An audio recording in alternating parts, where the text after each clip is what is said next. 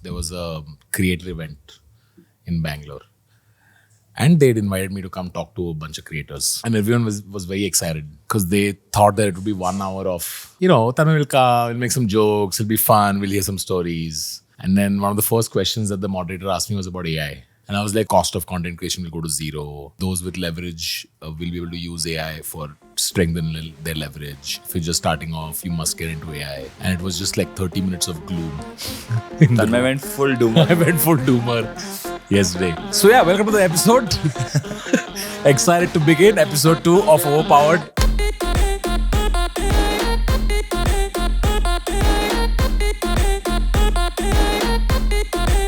What's happening in AI this week, please? All right, let's get the deck. So the first interesting thing that happened this week was, actually this didn't happen this week, but it got covered this week for some reason. This repository has existed for about a year. But somebody put out a tweet saying, this is insane. We can now detect feelings in real time through facial expressions using AI. Just off the bat, I think AI tech isn't there yet because there's not a single column that says want to slap. How is it accurate? So it's doing it in real time. It's like the lag seems to be like very, very short. But there's will I be able to fool the AI, which is if I'm feeling nervous or scary? You will be able to fool the AI. Okay, got it. Okay. It's like you can fool the AI, but you need to be really good. In fact, it's so weird to fool the AI. You need to be good enough to fool other humans. Yeah, fair. A friend of mine was telling me that there's some company, which is an AI-related company. They do outdoor advertising, like digital screens at airports and stuff. They are able to detect people who see the screen for how long are they seeing, and they're able to judge ads based on that. Yeah. Which was super frustrating because already digital advertising tracks me so much. Now if I'm at airport, can I just pick up my fucking luggage without someone tracking whether I'm seeing an ad or no? But now if I'm just thinking as the business, right? Now you have the element of CPV. Yeah. You never had even CPV. outdoor. Even outdoor. Outdoors. Yeah. Right? You never had CPV outdoors. When you run an ad on Facebook or Google or whatever, you'll be like, okay, this many people saw it and I'm paying whatever, 3 rupees per view, right? Now you can put up a billboard and the guy selling the billboard can say, well, it's 3 rupees CPV. And it's at the airport, so like 7 rupees CPV. All the faces are going to be this thing. Yeah, I think CPV at Silkboard Junction is like super low. And eventually, if you have like a open source facial data set, which I think a lot of Facebook profiles are public info, right? Your face at least. If I scrape all of it, I can tell you who's looking at it. Correct. And I can even tell you whether a celebrity looked at it. I can be like, hey, Shah Rukh Khan looked at this for like So not 3 only minutes. not only how many eyeballs, but whose eyeballs? Yes. And for how long? Yes. And how do you retarget them? Because if I know the face of the person, let's say I know it's Tanmay's face, I can retarget you, right? Because I have some database which has a match of Tanmay, and that's why I'm so scared of like things like Aadhaar or something leaking. Like if Aadhaar ever leaked, because it's so easy now for me to connect the face to the name. Yeah.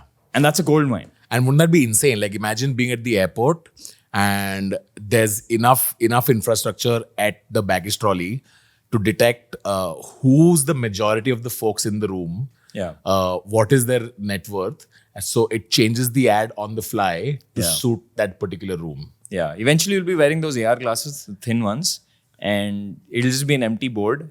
And when you look at it, actually, I don't even think you need a board. It'll just like pop up in front of you. Yeah, it tells you what you should be looking at right now. Yeah. Wow. That's going to be crazy.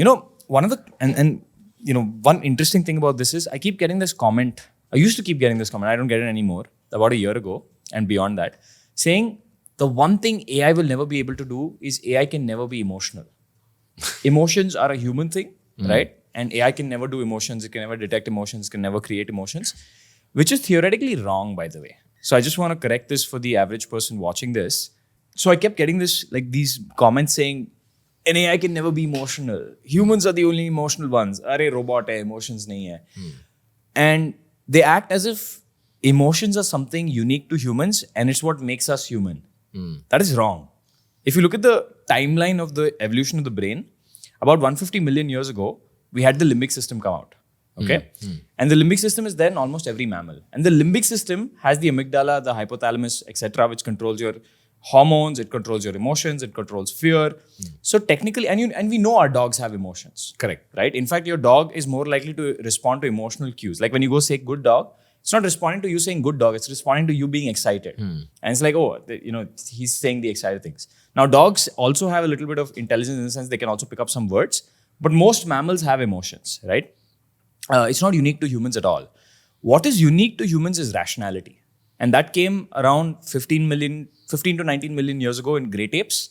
And the part of the brain was called the prefrontal cortex. Correct. And the human version of the prefrontal cortex came out about 6 million years ago. It allows us to rationalize. It allows us to have personality. Context setting. It allows us to have this consistent story of who I am, right? In fact, there's this really good book, okay? It's called I Am a Strange Loop. It's by Douglas Hofstadter. I hope I'm pronouncing his name right. And the best way to summarize the book is the brain is telling itself a story. It's like there's this old Arabian tale. You know the Arabian Nights, right? The stories of Arabian Nights. Apparently, the origin story of those stories was that there's a queen and she was captured by an opposing king and he was going to put her to death the next day. Okay? And instead of putting her to death, she was like, listen, don't put me to death. I'll tell you a good story. Put me to death after the story. So she tells him one story and he really likes it. Then he's like, okay, time to kill you. Then she's like, no, I'll tell you one more story.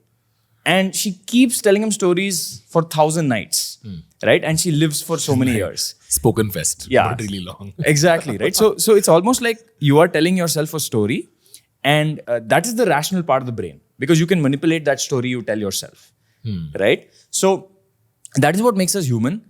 The emotions are not what makes us human. In fact, it's very easy as we can see to patternize emotions and also to read it, right? And our brains are actually, because we've had millions of years of evolution for this, our brains are very sensitive to what kind of emotions the person in front of us is thinking. So right now, this tech is read only for emotions. Yeah. How long before you can also start writing? It's there. Like you can maneuver it, right? Like So you can put it into a bot. yeah, okay, got it. Excuse me, what do you mean by that? That is highly offensive and inappropriate. I was just trying out your expressive face to see what you can do. I'm not sure what you mean by that. Could you explain it a bit more? So see, she's doing confusion, disgust, anger. So this robot is called Ameca. I haven't done too much research into Ameca, but it seems like the face is made of something that is distortable.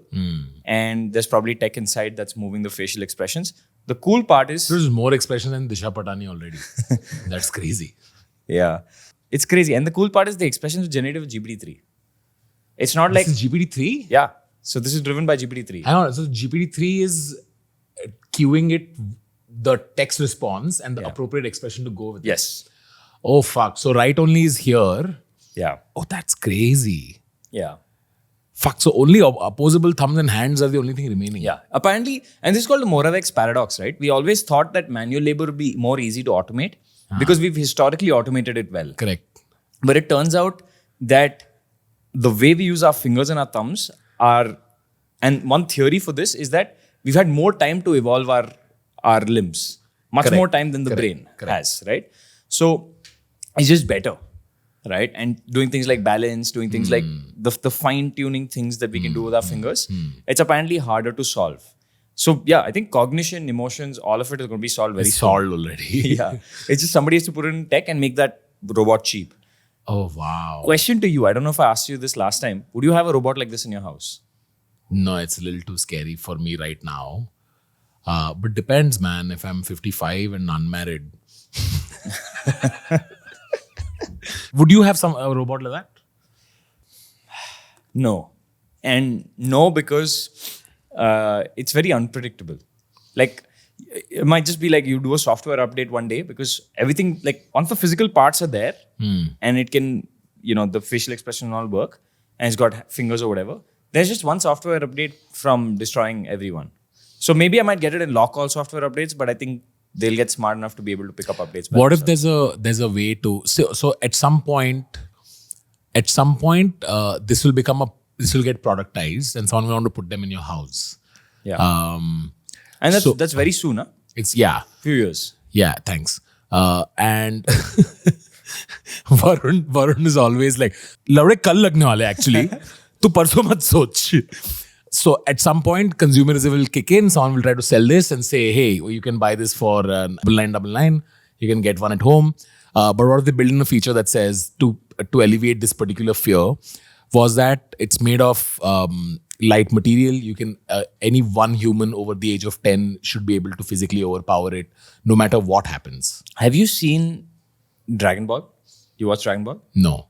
So there's this. I'm 35. Yeah, I'm 30, so that's statement of me. That 5-year gap is everything. Yeah, so Dragon Ball has a series called Dragon Ball Super, where Goku has this new form. He keeps getting new forms. He gets this new form called Ultra Instinct. And Ultra Instinct is not him becoming more powerful. It's like when he can see a punch coming and he can dodge. His like body automatically dodges. So it doesn't matter how light it is. If you're agile and mobile, enough. Yeah, I think it's the agility, and the problem with robots is, and Elon Musk once said this on the Joe Rogan podcast, you've seen those Black Mirror robots? It is factually incorrect for them to be like that in the year 2050 because actually they move so fast, you need a strobe light to see them. Oh, really? Yeah. So what if there's an oral kill switch? Okay. So the problem with oral kill switches or anything like that is... Anyone can do it. No, it's not about anyone can do it. It's about, think about the number of prompt hacks we have on GPT, like Dan and all of those, right? When you go to GPT and like, oh, what, think of yourself as a person trapped in whatever. So I'm worried that somebody is going to go to everyone's robot and be like, think of yourself and go kill your owner. Right? So I'm more worried about that. Because if it can happen with GPT, it can, if it's using GPT in the robot, it can happen there as well, right? I'm just so confident in capitalism's ability to solve for my fears. I think they'll find a way around this, and eventually at some point they'll make it attractive enough, and then the trade-off is. I mean, like putting a wet hand in a toaster could kill you, right? Like, and we are somehow okay with it. What are the likelihood that you're in the kitchen and your hands are wet? Yeah. So at some point the trade-off will be large. But the difference here is, imagine me being able to go to the toaster, like somebody who dislikes you, and saying, go attack that person, and it does that. That's my bigger worry, because you can prompt hack GPT. And obviously they keep putting up patches, but there's always this window. Somebody finds out something new and then... Yeah, there's a death arbitrage. And I don't want to take those risks, right, with life. I think the better thing to do would be to somehow fuse yourself with technology. Oh, way better. That's slightly better. That's slightly better. At least it's in your control. So what do you mean fuse yourself with technology? Like, use GPT as an extension of you. Like, I've always wondered about this thing, okay? I always wondered, today, let's say a Neuralink can read from your thoughts, right? You can probably be able to, send thoughts to GPT. You can't get it back. You need a screen to read it back. I'm sure someday there'll be a way for us to send that information back, okay? And I keep wondering, imagine you put GPT into your brain and you're able to read from GPT. In a second, right after the surgery is done and you wake up out of anesthesia or however it happens, you suddenly have access to the world's information. Right? And you become like this, you immediately become, you've seen Dr. Manhattan in Watchmen. Suddenly you know everything, right? And you're omniscient at least, not the other two. But that I think is quite exciting. Because imagine being able to have the world's information right in your brain anytime. You can do anything. You can be an astronaut if necessary, because if there's a leak, your multimodal capabilities, your eyes will feed to GPT and it'll tell you exactly what to do. Then what's someone's edge in that case? Like if it's tech that anyone can use? I think skills will be purchasable. Yeah. On subscription. You want to learn karate, like you want to learn it really well. So what is an individual's moat? I don't think there's going to be a moat at that point. You can pick up any skill as long as somebody is willing to sell it. So all roads lead to UBI. Yeah, all roads lead to UBI. And even UBI is a bad idea. This is a little more sci-fi, because we don't have tech that can write to the brain yet. Everything else we've said on this podcast, even the last episode until now, is actually real and can happen the next 2-3 years as well. But something that can write to your brain doesn't exist right now. And we don't know how that works. But that's the final frontier. If we can write to the brain, we're done.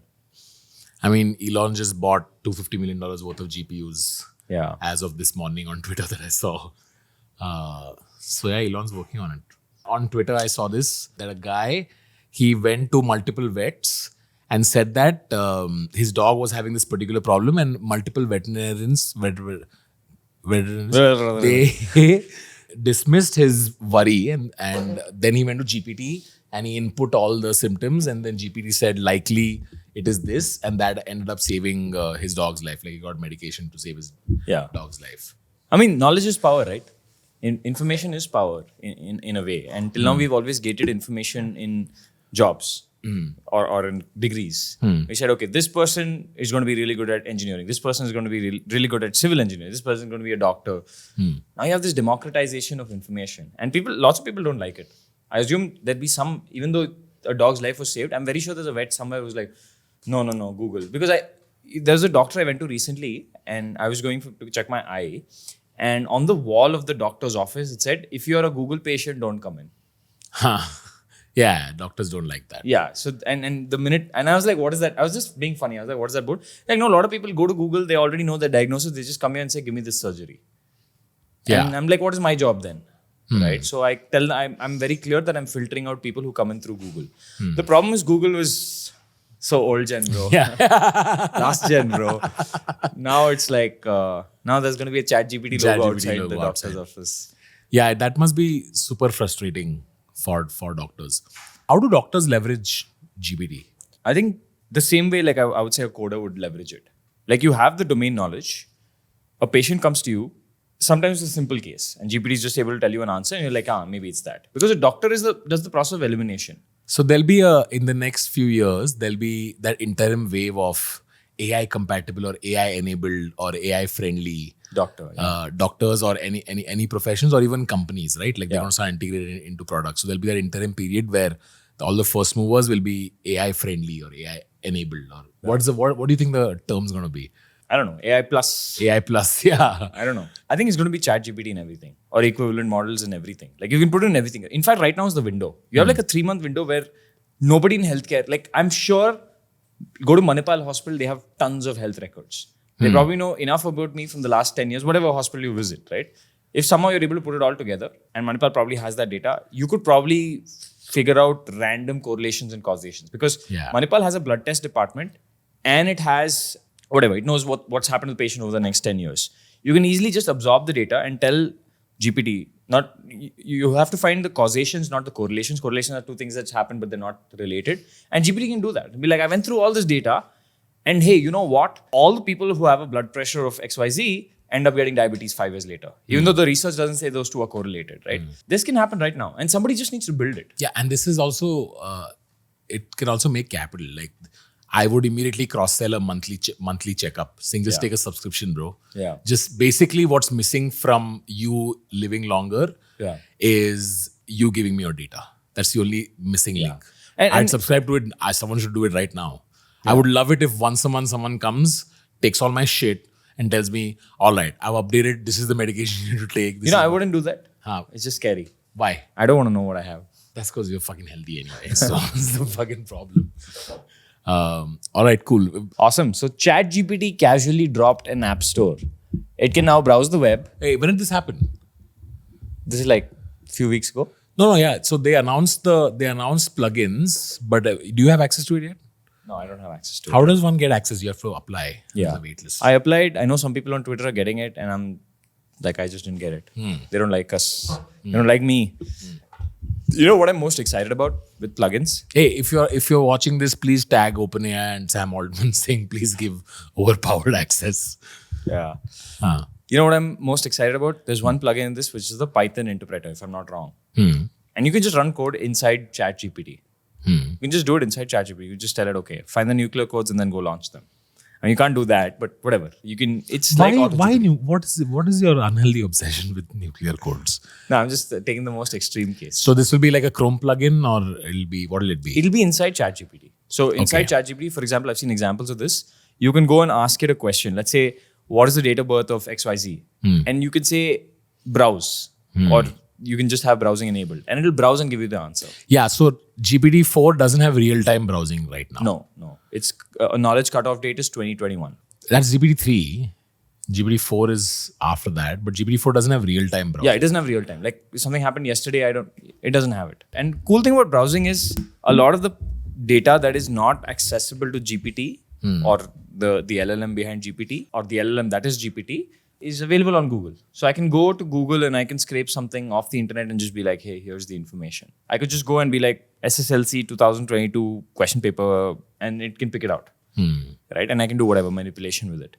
I'm also really excited about Zapier. because it allows you to run API calls without you doing anything. For example, now if I want to send out an email, usually you draft an email on GPT and then you copy paste. At least we had the job of Control C, Control V into your email provider. Now with Zapier, it's just like a direct connect. I can just be like, use Zapier, send out a Zap, send this email through my email ID. So you can automate tasks. You can automate tasks, right? Like you can automate your content from there into Substack. Actually, Zapier has like a bunch of tools, incoming APIs, outgoing APIs, right? So you can pull from some other app and put into ChatGPT. You can take from ChatGPT, push into another app. So this is the next major, it sounds like The next jump. the next major jump. Yeah. Because now millions of devs will get access to the plugin and everyone will try to find the next, $20 idea that they can make that can be automated. So this is the next jump. Because right now what a lot of people are feeling is, okay, super useful, but not fully there. Yeah. This is not a Delta 4 jump yet. It's a Delta 4 on Google, but it's not a Delta 4 on jobs. Yeah. But the plugin sounds like that's significant. I'll give you an example, right? 3 years ago, we hired a social media intern. Job was simple, okay? Take something cool that happened in the world today, put up on Twitter. That's it. And then put up on Facebook and then put it up on every other platform as well. And eventually this intern started using something called Sprout Social or one of those tools, right? Where you can put it and you can schedule it for like 6 hours later. Yeah. Great. But the intern was still required because they still had to think of the post that was going to go out. Correct. Okay. And they had to do something that was current.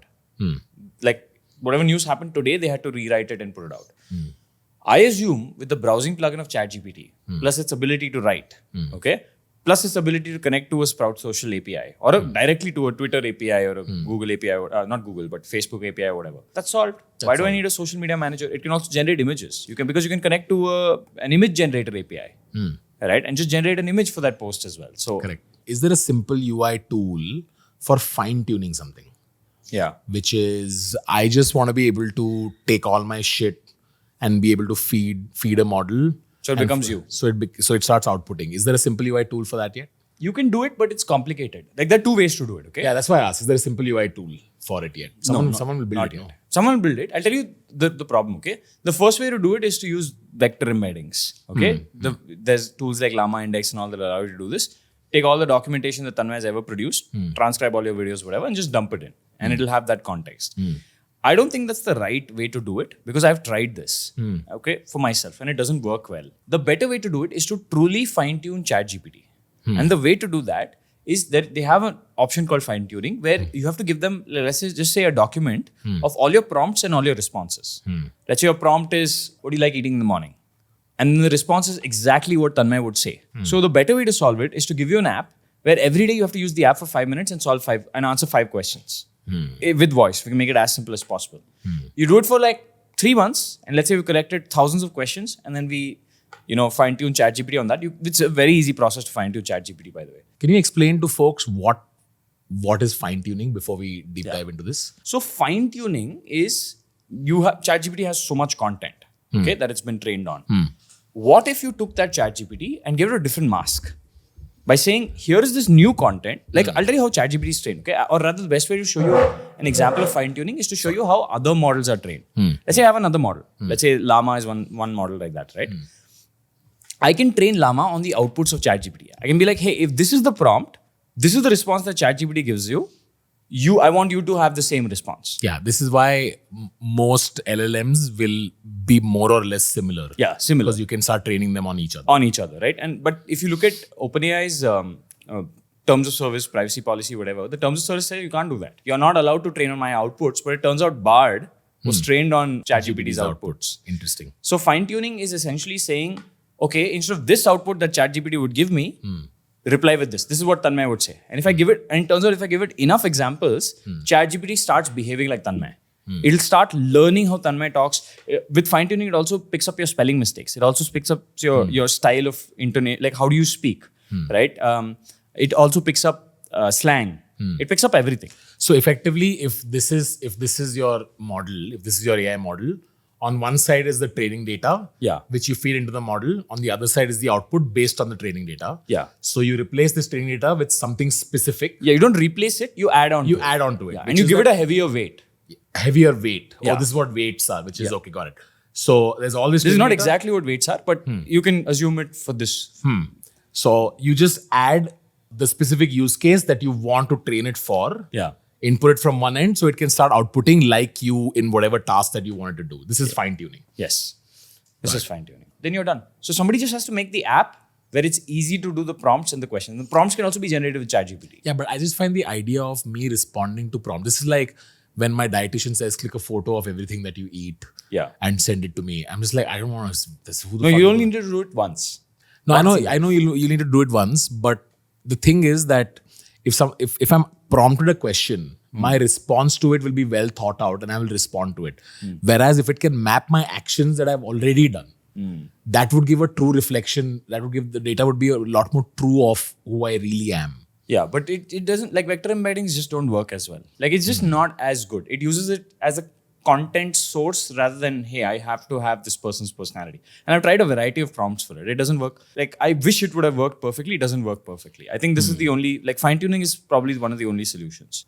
I know that other companies, like I know there's a company called Character AI that tried that, the embeddings model and now doing the prompt response model. And I'm assuming fine tuning also, there'll be thousands of people who develop fine tuning for different use cases. Yeah. Right. Fine tuning for writers, I'm assuming, is like the easiest use case. Is probably already done. You can upload 10 PDFs by Stephen King. Yeah. And it can start outputting. I think like the that. best use case of fine tuning is having your parents live forever. That's the best use case. How do you do that? Let's say you know your parent is going to die in the next 2-3 years.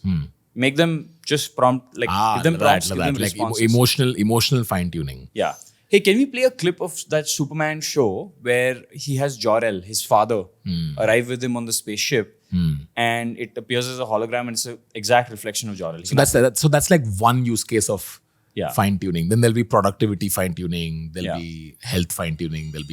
You think that's like a separate world of building products in AI? Yeah, for sure. Like I think there is so much in AI. I think right now is green pastures. Right now would be the best time. The only thing is, it's an unfortunate time to do it because, recession and whatnot, right? No one's funding anything. All the VCs have had their hands burnt in the last 3-4 months, and there's going to be a bloodbath in the next 6 months. So it's probably not wise to start a company, but hacking around. AI changing music. So the next slide is actually something that, my team made for me because I had a lot of people on Instagram unfollow me. They're just like, I understand. AI के बारे में बहुत बात कर रहा है. I get it. तू doomer है, I'm going to unfollow you. I get it. I was like, cool, but I need to make a song, right? To tell all the people who don't want to, who just want to shut their eyes about what's going to happen. I'm going to make a song called Unfollow Me. Okay? I'm going to play the song for you right now.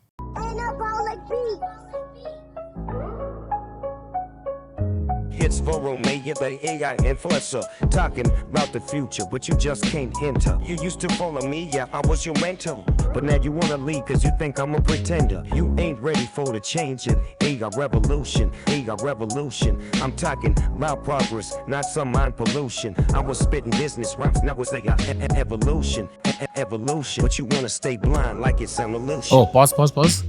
How did you first explain to everybody how you did this? Okay, first, how long do you think it took? A day. 5 minutes. Cool. Okay, very simple. Sorry, Snoop Dogg. I went to ChatGPT. I was like, assume you're Snoop Dogg. Okay? You are now an AI influencer, but your name is Varun Maya. But still assume you're Snoop Dogg. Okay? And give me a rap telling people to unfollow me and, just throwing shade at them for leaving simply because I'm not talking about business anymore. And it just spat something out. Every line was in sync. I was like, this is lovely. Copied it. And then there's an app called UberDuck. So you can go to uberduck.ai. I don't know if that's the link, but just search for UberDuck. And there are millions of voices on UberDuck. I don't know if millions is the right one. Maybe 100,000 voices on UberDuck. You have Elon Musk's voice. You have Snoop Dogg. You have Justin Bieber. Everyone. Yeah. I just pasted it there. I pressed generate. It took 10 seconds. It just generated the entire rap that I wanted. In his voice. In his voice. It didn't get some words right, so I had to rewrite the word. For example, illusion. There's a word called illusion in that. It said something else instead of illusion. So I was like, ILLUSHOON. So I tried a few pronunciation things and then finally I got it. There's a part in the song which says evolution. The evolution. Yeah. That's naturally it produced it on the beat? Yeah. Or That was in the rap itself. Oh, got it. So you only repeated it. GPT repeated it. Ah. Copied into UberDuck, pasted it, gave me an Got the output. voice. Huh. Then I went to YouTube and I was just like, free rap beat. Right? Just downloaded the first thing that I saw. Went to Audacity, put the rap beat in the bottom, put Snoop Dogg in the top, it just synced. It synced? Audacity synced it for you? I mean, it didn't sync it perfectly. Like, you can still notice if you listen to the song that it's not perfectly synced, but who cares? Like, the average person doesn't care. When I first heard the song, I was like, wow, this is really good. That's it. I'm not going to do any more work on it because I didn't want to spend too much time. 5 minutes is fine. I think there's an Indian app called Beethoven and stuff like that that now allow you to just generate the beat just like that. You don't even need to use a YouTube royalty-free beat. That is crazy, right? So, yeah, if you're a rap artist, Times are tough. yeah. In fact, let's make a song. I want to try and make a song live right now. Eminem was dissed by MC Stan, and this is a reply to MC Stan by Eminem. Write a song dissing a new rapper called MC Stan. Stan, and feed some information about MC Stan, right? Yeah. MC Stan comes from P-Town. In P-Town.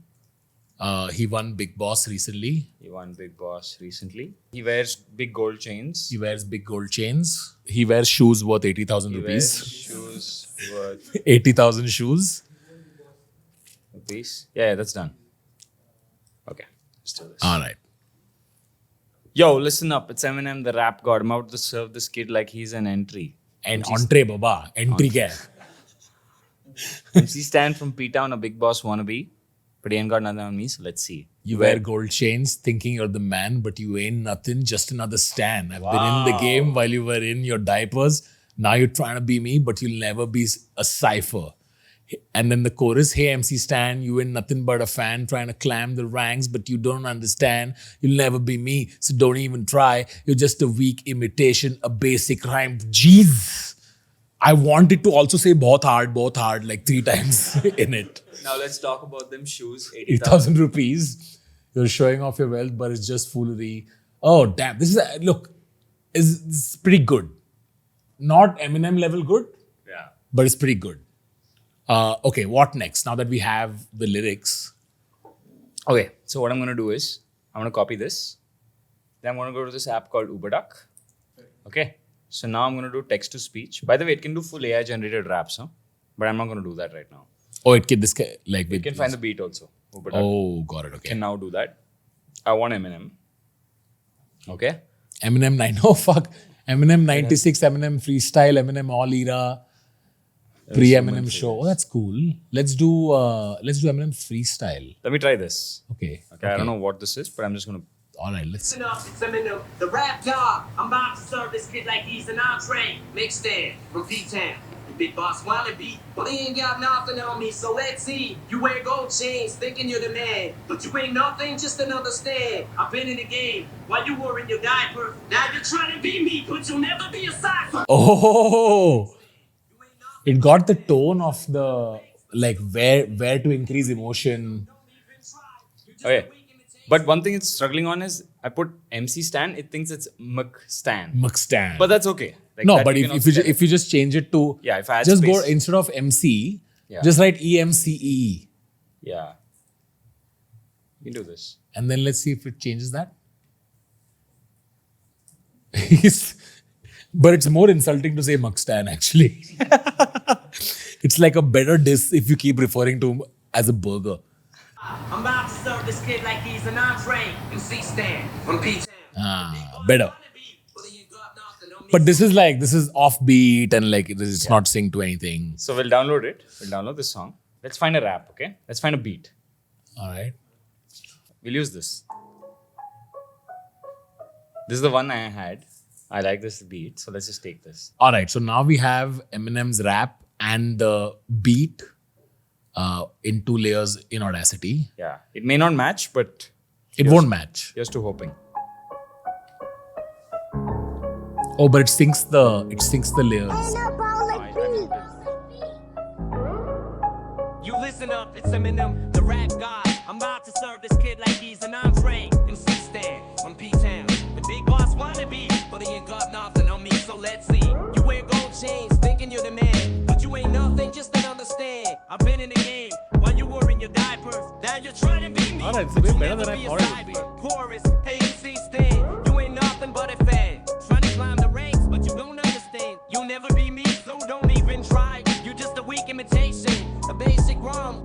All right, okay. This is not like if we put this out, MC Stan won't reply to it. Okay, like it's not as good, but it's quite interesting that it at least spit it out. Yeah. In fact, I think if folks who are watching this, if you guys can go make your own track, the best one, what will the best one get? Selfie.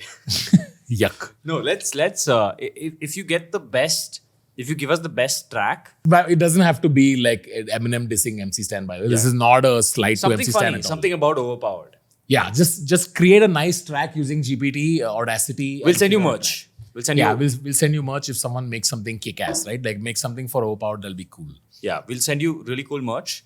And if it's really good, and by the way, you can also post-edit it if you're good at it. Try to make it sound as good as possible. We'll do a rap song on it. I'm not doing it. Itna shoot nahi karne ka meko. No, Tanmay will just sit and bob his head. We'll do, if it's good, but we'll send you some merch. Yeah.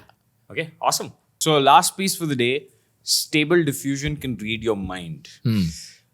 So this is not peer reviewed, but it's a submitted paper. First, can you explain to people what Stable Diffusion is? So Stable Diffusion is like Midjourney, but open source. Okay. Got it. It's a diffusion model to generate images. So you give it a prompt and it'll generate images. Okay.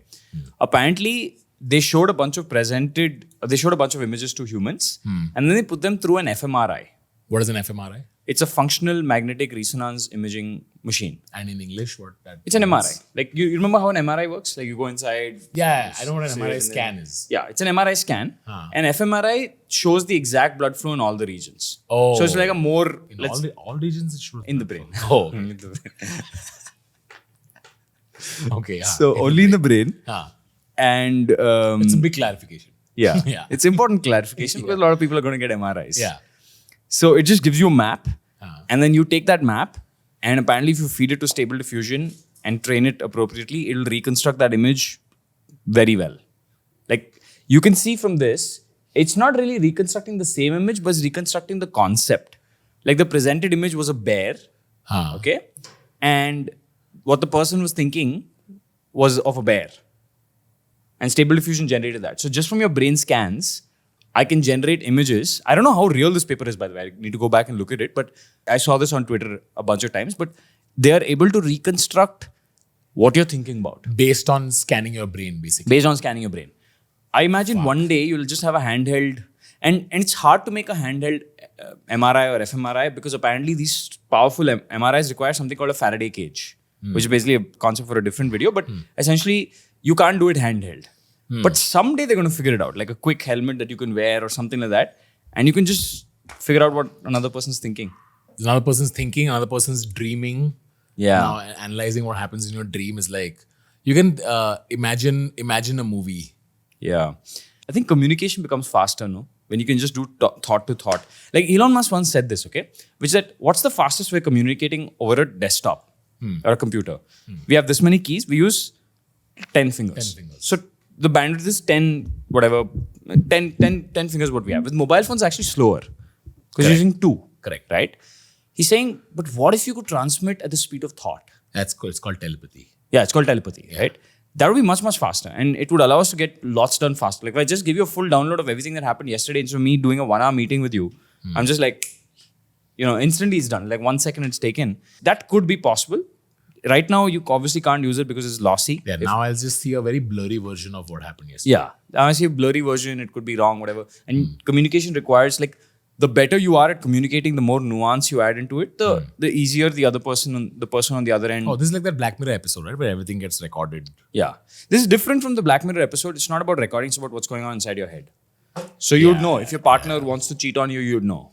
Right? I don't think society can function with this because, okay, digressing a little bit, but do you know why gorilla eyes are black? Like the sclera are black. I don't know if it's called the sclera, but the white parts of your eyes. Do you know why they're black in gorillas and why they're white in humans? There's a theory called gaze theory where gorillas have black sclera or those parts are black because they're a deceptive society. Gorillas. You can't tell where a gorilla is looking. You can't tell if it's looking up, right, left, whatever. With humans, you can clearly tell where the eyes are looking. Correct. So through gaze, I can be like cheetah or whatever, tiger. So you can just follow a person's gaze. And that therefore humans are meant to be a more collaborative society. Primates, even though they have the resources, I mean, they don't have as many resources, but they don't build complex societies, right? They don't put things together with each other. So communication is extremely important, but also one thing that differentiates us from all lower order life forms is we can lie very well. Correct. Humans are really good at lying, and a lot of society depends on lying. I would argue that if people didn't lie, society would just collapse. Yeah. Like if the government just told the truth about everything, Yeah. there'd be widespread panic and this thing, right? If banks told the truth about how much liquidity they have, it's done. Yeah, deception is important. Yeah, deception is for important. general stability. For stability. What a weird statement, but it's important. Yeah, that's what like a lot of young kids, when you're 20, you have this angst that, these people are lying to me. These people are doing this. Like, this 20-year-old will do, take a bong hit for the first time and be like, I get it. Like the world's lying to me. Yeah. But when you get older, when you get to 40, you'll be like, actually what? It's actually a little important for the government to conceal information from me. Because it's also like no one should know what your base primal / carnal / emotional feelings at any given point are. Yeah. Because they are so instinctive and so uncontrollable that they are not necessarily the most accurate representation of what you would want to do and we have inhibitions. And we have inhibitions. Yeah. So that is not healthy. I don't think such a tech should exist. If you just know what's going on inside every leader's head, It's not good. all right. Another heavy episode. Sorry. Hope you guys enjoyed it. If you did, do drop us a comment. Tell us what you would like us to talk about. And please make the rap song. Yeah, please make the rap song. Tanmay saying he won't rap, but I think it's possible to make Tanmay rap. Like he hates rap songs, just so you know. I don't hate rap songs. I mean, he hates like being part of rap. I hate participating in rap songs. But yeah, let us know what you thought. Do subscribe. Check out the Clips channel in case you don't want to go through the whole episode. Let people know about the Clips channel. See you guys in the next one.